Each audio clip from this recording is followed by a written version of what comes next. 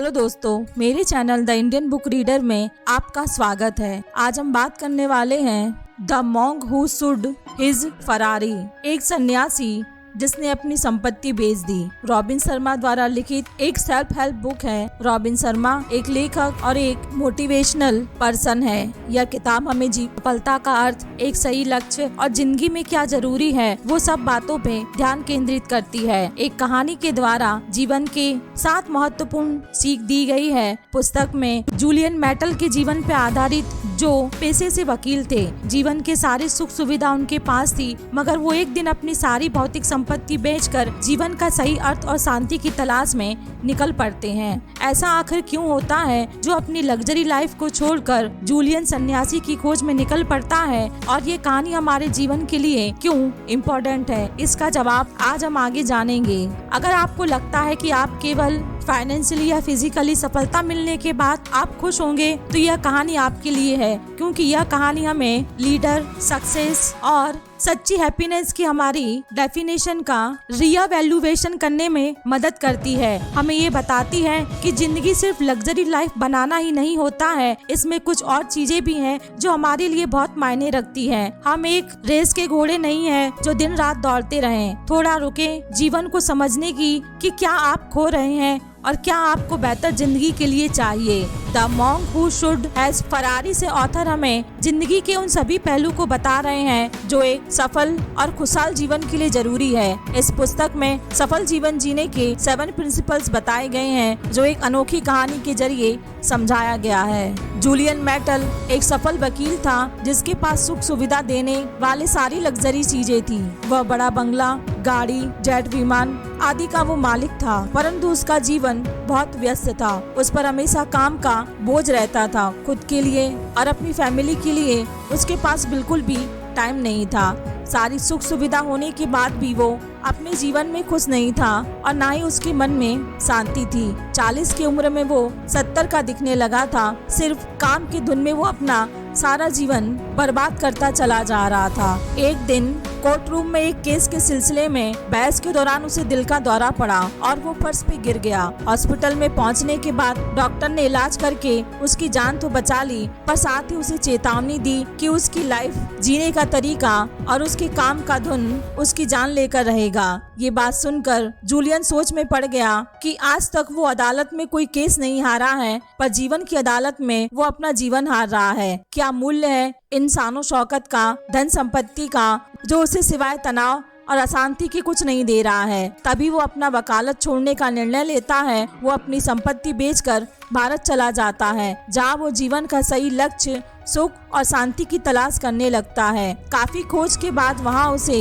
सिवान के ऋषि के बारे में पता चलता है, जो 100 वर्ष से भी अधिक आयु जीते हैं, वो भी पूरी युवा ऊर्जा और स्वास्थ्य के साथ। काफी तलाश के बाद जूलियन उन ऋषियों को ढूंढ लेता है। उन ऋषियों का प्रमुख रमन योगी जूलियन को जीवन को सफल पूर्वक जीने के 7 प्रिंसिपल्स की शिक्षा देता है, जिसे वो एक कहानी के जरिए समझाते हैं। एक सुंदर पुष्पों से भरा बगीचा है और उसी बगीचे में एक बड़ा प्रकाश घर है। उस प्रकाश घर के निचले दरवाजे में एक सूमो पहलवान बाहर आता है। वो सूमो पहलवान काफी लंबा और बड़ा होता है। उसने और कुछ नहीं, सिर्फ लाल केबल वायर से बना लगोट पहना होता है। पहलवान उस बगीचे में टहलने लगता है। बगीचे में टहलते हुए उसकी नजर एक पुरानी गोल्डन घड़ी पे पड़ती है। घड़ी को उठाने के लिए वो आगे बढ़ता है, तभी वो फिसल कर गिर पड़ता है और बिल्कुल बेजान पड़ा रहता है। थोड़ी देर बाद वो एक पास खिल रही गुलाब की खुशबू से उठ जाता है और अपनी बाईं तरफ हीरो से सजे रास्तों को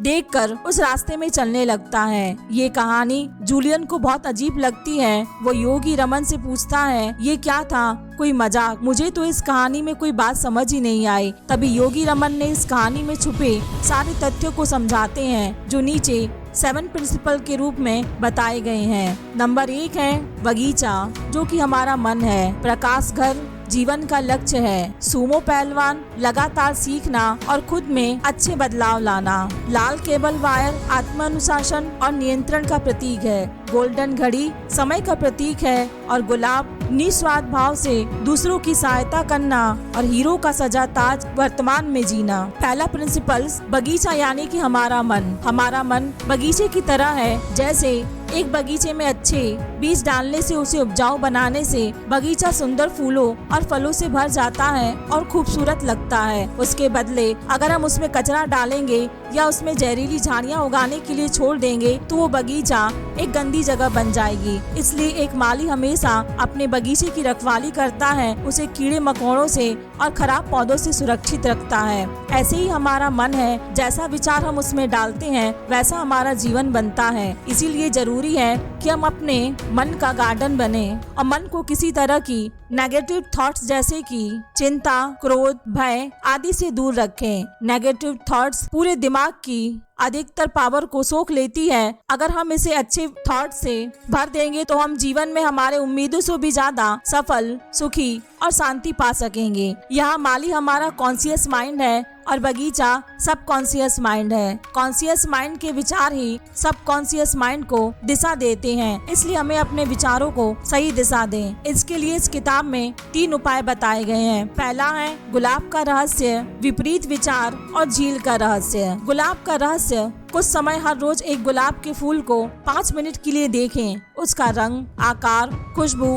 आदि को सही से ध्यान दें। ऐसा करना शुरू में अजीब लगेगा, पर लगातार प्रैक्टिस करने से ये आपको आपके मन पर और थॉट पर, आपको अपने माइंड पर और थॉट पर कंट्रोल करने में सहायता करेगी। नंबर 2 है विपरीत विचार, जिसका अर्थ है जैसे कि कोई नेगेटिव थॉट्स माइंड में आए उसे बदलकर कोई पॉजिटिव थॉट्स अपने मन में लाएं। झील का रहस्य, इसका अर्थ है रोज सुबह कुछ टाइम निकालकर खुद को उस व्यक्ति के रूप में इमेजिन करें जैसा आप बनना चाहते हैं। जो कुछ पाना चाहते हैं उसे इमेजिन करें। कोई भी चीज 2 बार बनती है, पहले हमारे इमेजिनेशन में और दूसरी रियली में। हमारी इमेजिनेशन ही हमारी डेस्टिनी को दिशा देती है और जो हम पाना चाहते हैं उसे वो रियलिटी बनाती है। दूसरा प्रिंसिपल है प्रकाश घर, यानी कि जीवन का लक्ष्य यानी कि लाइफ का गोल्स। पहले के समय में समुद्र के किनारे प्रकाश घर जहाजों को सही दिशा बताती थी। इस कहानी में प्रकाश घर जीवन के उद्देश्य को बता रही है। एक उद्देश्यपूर्ण जीवन ही जीवन का सही उद्देश्य है।